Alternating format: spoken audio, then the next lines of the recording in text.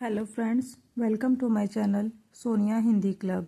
NCERT series में आज हम बात करते हैं आचार्य हजारी प्रसाद द्विवेदी की रचना शिरीष के फूल। उससे पहले हम हजारी प्रसाद द्विवेदी के बारे में थोड़ा जान लेते हैं। आचार्य हजारी प्रसाद द्विवेदी हिंदी साहित्य के प्रमुख साहित्यकार माने जाते हैं। इनका जन्म सन 1907 ईस्वी में उत्तर प्रदेश के बलिया जिले के आरत दुबे का छपरा नामक स्थान पर हुआ था। हजारी प्रसाद द्विवेदी को आलोक पर्व पर साहित्य अकादमी पुरस्कार मिला था। रिपीट कर देती हूँ, आलोक पर्व रचना पर साहित्य अकादमी पुरस्कार मिला था। 1979 ईस्वी में दिल्ली में इनका देहांत हो गया था। इनके निबंध संग्रह हैं अशोक के फूल, कल्पलता, विचार और वितर्क, कुटज, विचार प्रवाह, आलोक पर्व, प्राचीन भारत के कलात्मक विनोद। उपन्यास हैं इनके बाणभट्ट की आत्मकथा, चारुचंद्र लेख, पुनर्नवा, अनाम दास का पोथा। आलोचनात्मक साहित्य इतिहास है हिंदी साहित्य की भूमिका, हिंदी साहित्य का आदिकाल, हिंदी साहित्य उद्भव और विकास, सूर साहित्य, कबीर, मध्यकालीन बौद्ध का स्वरूप, नाथ संप्रदाय, कालिदास की लालित्य योजना। ग्रंथ संपादन है इनके संदेश रासक, पृथ्वीराज रासो, नाथ सिद्धों की बानियाँ। पत्रिका है इनकी विश्व भारती, शांति निकेतन।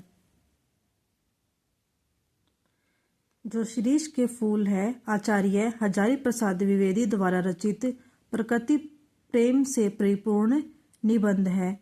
इसमें लेखक ने आंधी, लू, गर्मी की प्रचंडता में भी अवधूत की तरह अविचल होकर कोमल फूलों का सौंदर्य बिखेर रहे शिरीष के माध्यम से मनुष्य की अजय जीने की इच्छा और कलह द्वंद्व के बीच धैर्यपूर्व लोक चिंता में लीन कर्तव्यशील बने रहने को महान मानवीय मूल्य के रूप में स्थापित किया है। एमसीक्यू देख लेते हैं इसके। शिरीष के फूल किसकी रचना है? हजारी प्रसाद द्विवेदी, राम प्रसाद द्विवेदी, महावीर प्रसाद द्विवेदी, रामचंद्र द्विवेदी। आंसर हो जाएगा हजारी प्रसाद द्विवेदी। लेखक जहाँ बैठकर लिख रहा है वहाँ किसके पेड़ हैं? अमलतास, आम, गुलमोहर, शिरीष। आंसर हो जाएगा शिरीष। जेठ की जलती धूप में धरती क्या बन गई है? बर्फ का गोला, निर्धूम अग्निकुंड, आग का गोला, ठंडा अग्निकुंड। आंसर हो जाएगा निर्धूम अग्निकुंड। शिरीष का पेड़ किस से लद गया है? फूलों से, पत्तों से, फलों से, शाखाओं से। आंसर हो जाएगा फूलों से। किस पेड़ के साथ शिरीष की तुलना नहीं की जा सकती? कर्णिकार, गुलमोहर, चंपा, आरगवद। आंसर हो जाएगा आरगवद। आरगवद का पेड़ गर्मी में कितने दिनों के लिए फूलता है? 8-10 दिन, 10-12 दिन, 10-15 दिन, 15-20 दिन। आंसर हो जाएगा 10 से 15 दिन। आरगवद का 15 दिन के लिए लहलहा उठना किसे पसंद नहीं है? सूरदास, तुलसीदास, कबीरदास, मीरा। आंसर हो जाएगा कबीरदास।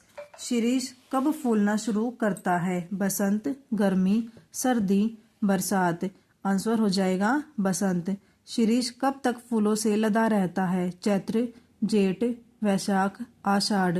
आंसर हो जाएगा आषाढ़। उमस और लू में कौन सा पेड़ कालजयी अवधूत की भांति अजय है? शिरीष, गुलाब, पलाश, गुलमोहर। आंसर हो जाएगा शिरीष।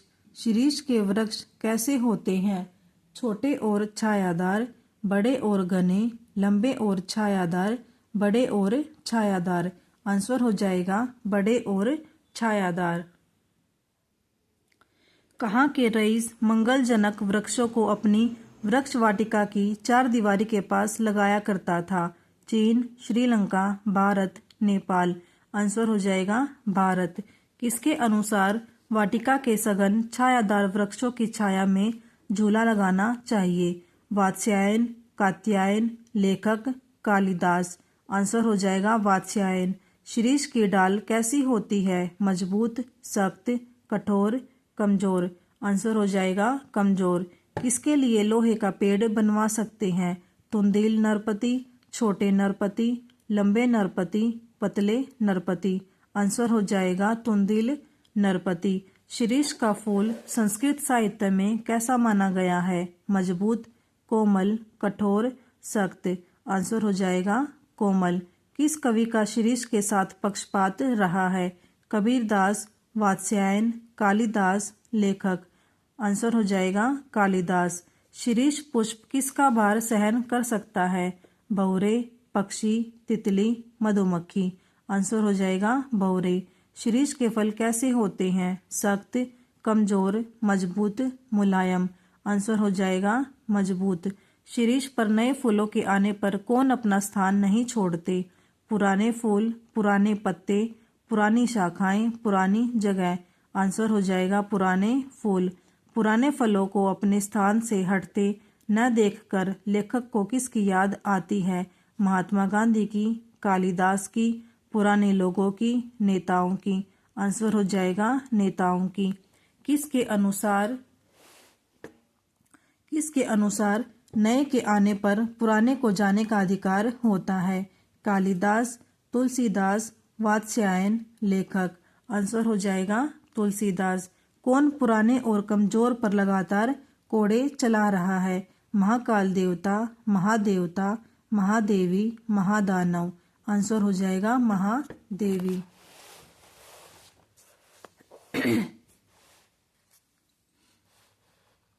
वनस्पति शास्त्री के अनुसार शिरीष का पेड़ कहाँ से रस खींचता है? जीवमंडल, भूमंडल, वायुमंडल, सौरमंडल।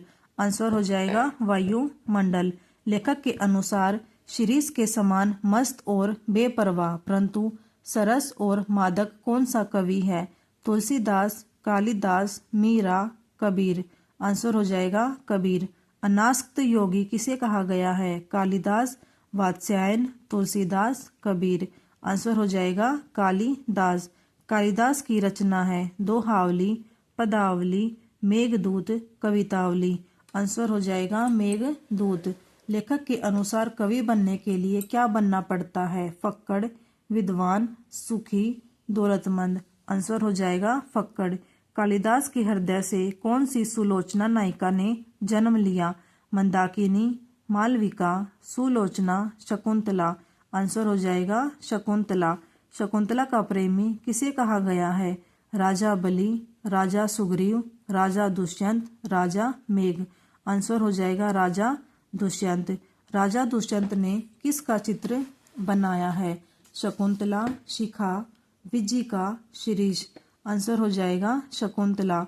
शकुंतला के कानों में किसके कुंडल थे? पलाश पुष्प के, गुलमोहर पुष्प के, चंपा पुष्प के, शिरीष पुष्प के। आंसर हो जाएगा शिरीष पुष्प के। आधुनिक हिंदी काव्य में अनासक्त कवि हैं जयशंकर प्रसाद, सुमित्रा नंदन पंत, हरिवंश राय बच्चन, मैथिली शरण गुप्त। आंसर हो जाएगा सुमित्रा नंदन पंत। शिरीष की तुलना किससे की गई है? नेहरू, कालिदास, लाजपत राय, महात्मा गांधी। आंसर हो जाएगा महात्मा गांधी। कर्नाट राज की प्रिया विजिका देवी ने ब्रह्मा, वाल्मीकि और व्यास को तीनों को सर्वश्रेष्ठ कवि माना है। यदि इनके अतिरिक्त कोई कवि होने का दावा करे तो वह उनके सिर पर क्या रखेगी? बायां चरण, दायां चरण, बायां हाथ, दायां हाथ। आंसर हो जाएगा बायां चरण। कालजयी अवधूत की भांति जीवन की अजेयता के मंत्र का प्रचार कौन करता है? शिरीष, बकुल, अमलतास, कर्णिकार। आंसर हो जाएगा शिरीष। किस ग्रंथ में बताया गया है कि वाटिका के सघन छायादार वृक्षों की छाया में ही झूला लगाया जाना चाहिए? कामसूत्र, मेघदूत, सूरसागर, ऋग्वेद। आंसर हो जाएगा कामसूत्र। दिन 10 फूला फूले के खखंड बया पलाश। इस पंक्ति के लेखक कौन है? कालिदास, हजारी प्रसाद द्विवेदी, कबीरदास, वात्स्यायन। आंसर हो जाएगा कबीरदास। पुराने कवि किस पेड़ की दोलाओं को लगा देखना चाहते हैं? अशोक, शिरीष, अमलतास, बकुल। आंसर हो जाएगा बकुल। लेखक के अनुसार शिरीष कहाँ से रस खींचकर इतना कोमल और कठोर है। धरती, पाताल, वर्षा, वायुमंडल। आंसर हो जाएगा वायुमंडल। संस्कृत साहित्य में शिरीष का फूल कैसा माना गया है? बहुत कठोर, बहुत कोमल, सुंदर, आकर्षक। आंसर हो जाएगा बहुत कोमल। संस्कृत साहित्य में किसके फूल को बहुत कोमल माना गया है? कर्णिकार, शिरीष, पलाश, अमलतास। आंसर हो जाएगा शिरीष। द्विवेदी जी ने जगत के अति परिचित और अति प्रामाणिक सत्य किसे कहा है? जरा और मृत्यु को, सुख और दुख को, अमृत और विष को, प्राचीन और नवीन को। आंसर हो जाएगा जरा और मृत्यु को। जो फरा सो जरा, जो बरा सो बुताना। यह उक्त पंक्ति किसकी है? हजारी प्रसाद द्विवेदी, कालिदास, तुलसीदास, वाल्मीकि। आंसर हो जाएगा तुलसीदास। द्विवेदी जी के अनुसार सौंदर्य के बाह्य आवरण को भेद कर उसके भीतर तक कौन पहुंच सकते थे? कालिदास, तुलसीदास, वात्स्यायन, कबीरदास। आंसर हो जाएगा कालिदास। एक कवि ब्रह्मा थे, दूसरे वाल्मीकि और तीसरे व्यास। यह गर्वपूर्वक किसने कहा था? कालिदास, विजिका देवी, सरस्वती, धन्या देवी। आंसर हो जाएगा विजिका देवी। कर्नाटक राग की प्रिया का क्या नाम है? मल्लिका, नंदिनी देवी, विजिका देवी, मल्लिका देवी। आंसर हो जाएगा विजिका देवी। संस्कृत साहित्य में शिरीष का फूल कैसा माना गया है? बहुत कोमल, बहुत कठोर, बहुत सुंदर, बहुत गुणकारी। आंसर हो जाएगा बहुत कोमल। शिरीष के फूल पाठ में महाकाल देवता द्वारा सब क्या चलाने की बात कही है? कोड़े, डंडे, रथ, बैसा। आंसर हो जाएगा कोड़े। यहाँ पर हमारे एनसीईआरटी से संबंधित जो एमसीक्यू है वो समाप्त होते हैं। Thank you.